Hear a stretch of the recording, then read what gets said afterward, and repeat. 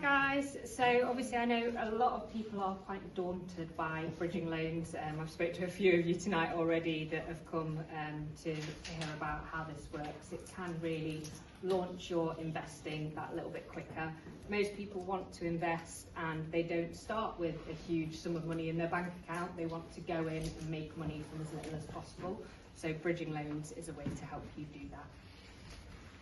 So what we're going to cover is what a bridging loan is and when you can use it, what Apex bridging offer that other lenders don't, the common pitfalls in buying below market value property and how we can avoid them, and then a few criteria points, because after that you're obviously going to want to work with us, so if you can work with us and the type of properties that we accept. So, what is a bridge? Hope you like my really simple drawing. So, it gets you from one point to another. So, in the property investment world, from not owning your property to owning your investment property. Specifically, unregulated bridging loans. So, it's a short-term loan, very similar to a mortgage, but instead of having it over 25 years, you're going to have it over maybe 6, 9, or 12 months. Now, unregulated means it is purely investment. So hopefully what most of you are here looking for, you or your family haven't or don't plan to live in it. If you are looking for any kind of regulated bridging, Nick, resident mortgage broker, can help you with those. So when you can use an unregulated bridging loan, essentially speed, so auction's going to be your main one. Unmortgageable properties, so when a surveyor deems it uninhabitable. Below market value deals, so when you're lending against the value and not what you've managed to negotiate the price down to. Portfolios are great, so maybe you want to buy a bunch all in one go from a landlord and then refinance it separately away. Conversions, whether that's commercial to residential, residential to HMOs, and instances where you essentially want to buy fast and add value. Now, the adding value could be from a refurb, it could be from a lease extension or a title split, so however you plan to do that. So what we offer that other bridging lenders don't. So most lenders will go up to 75% LTV, that's really common in the investment world. We go up to 90%, so 90% of the current value, so long as that's no more than 80% of the end value.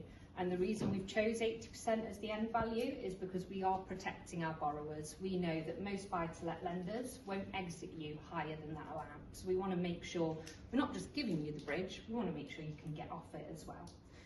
Our biggest niche is going to be below market value deals, so what we're speaking about next.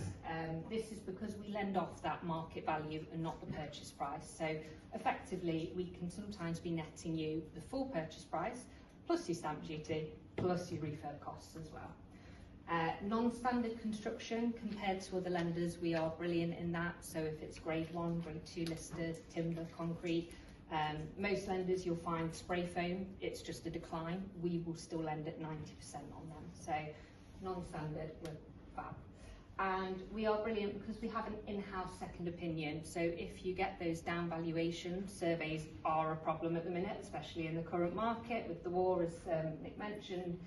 We've got someone that's going to give every single down valuation a second look over and see whether we can actually do a little bit more on it.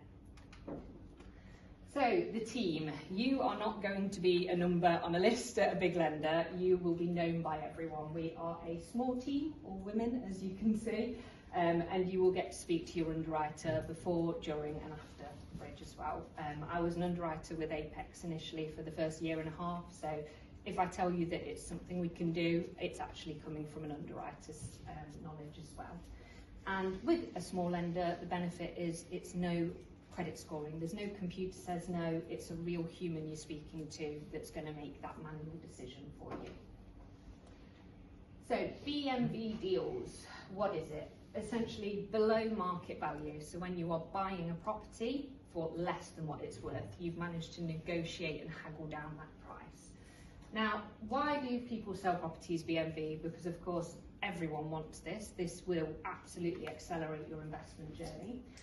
The most common reasons are going to be repossession for the vendor, maybe financial difficulties, option agreements, vendor ill health, maybe they're moving into care, probate sales, maybe they've passed away, hired landlords is becoming a really big one. So with all the legislation changes, a lot of landlords are just willing to offload their properties for maybe just the mortgage amount, maybe a little bit more. They've made their profit over the last 20 years.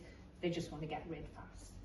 And so yeah, essentially it's anyone who is willing to accept that cheaper offer, because effectively you are almost seen as a cash buyer, because with a bridging loan you are able to commit to completing in a month and not 3, 4, 5 months as a normal buy-to-let. So how to spot these deals? Most of the time it is word of mouth. When they come across, it's who you know, so it is important meeting people. But other ways, spot an empty house. Have you seen maybe a neighbour on your street, not been there for a while, think they might have passed away, maybe you've seen some family come in to collect the post? Try it, pop a letter through that door and see whether they would be willing to sell it for a cheaper price for you being able to give them that money fast. Agents, if you get in with a few estate agents, they can let you know they have a whole backlog of vendors who want to put properties on the market, but actually their ideal first route would be sell it fast off market. So they can put you in touch with the right people as well. Inheriting property, that's a good one.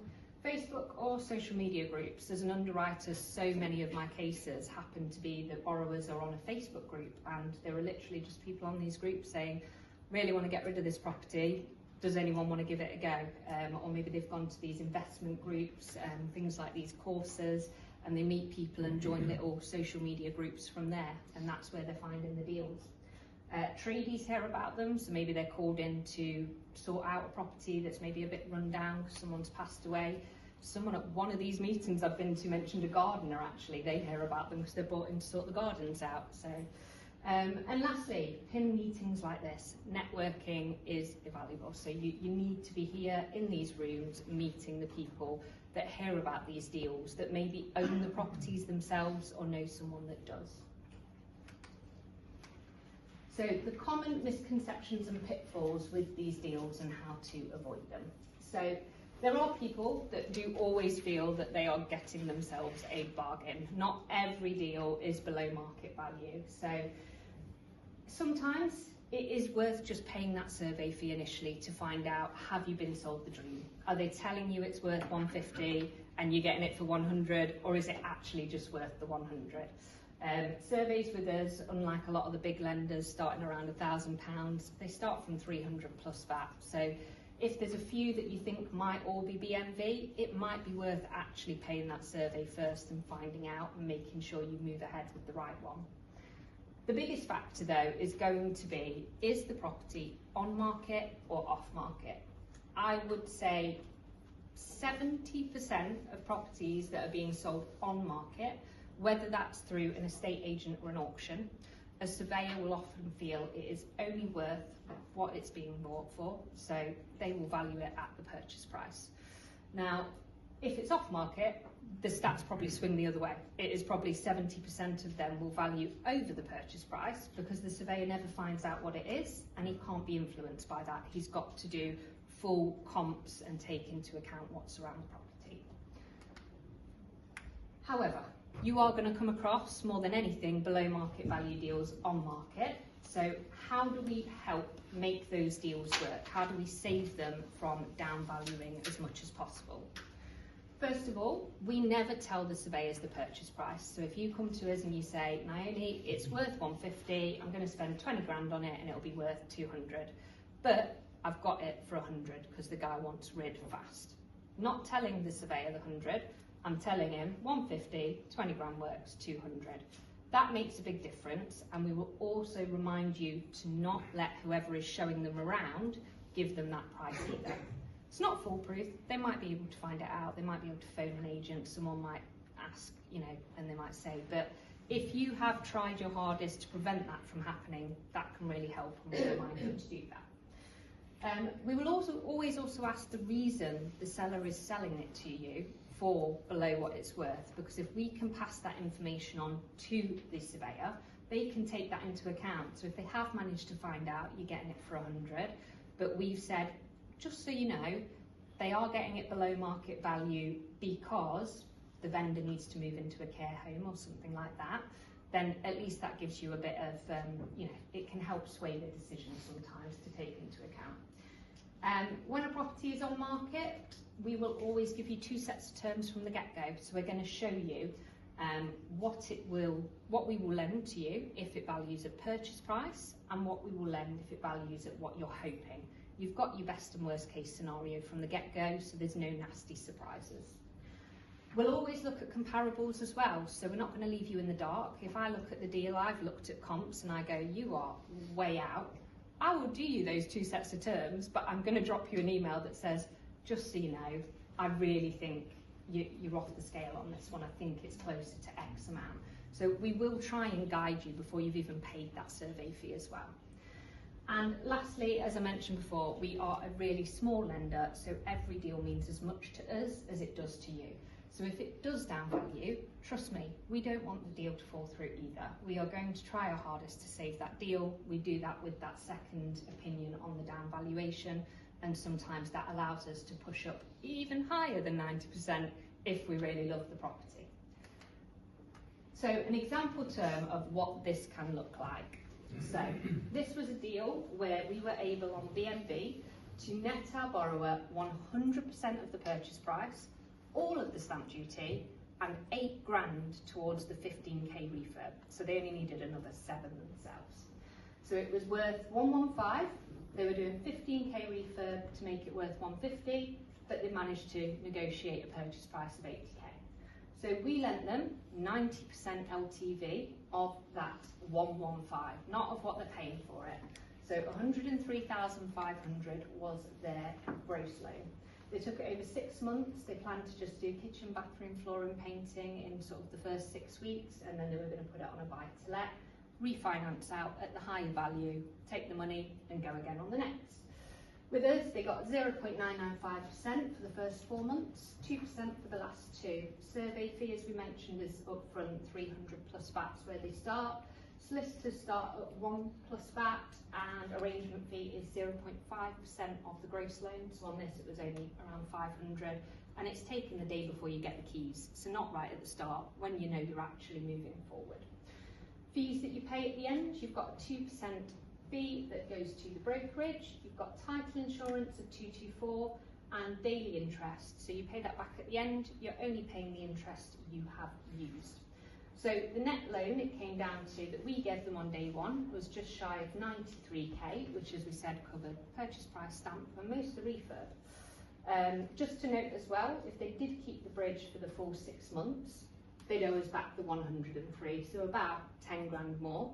But for every day they pay that off earlier, so the quicker they can get that refinance through, the quicker they can get those works through, they're in control and saving themselves money.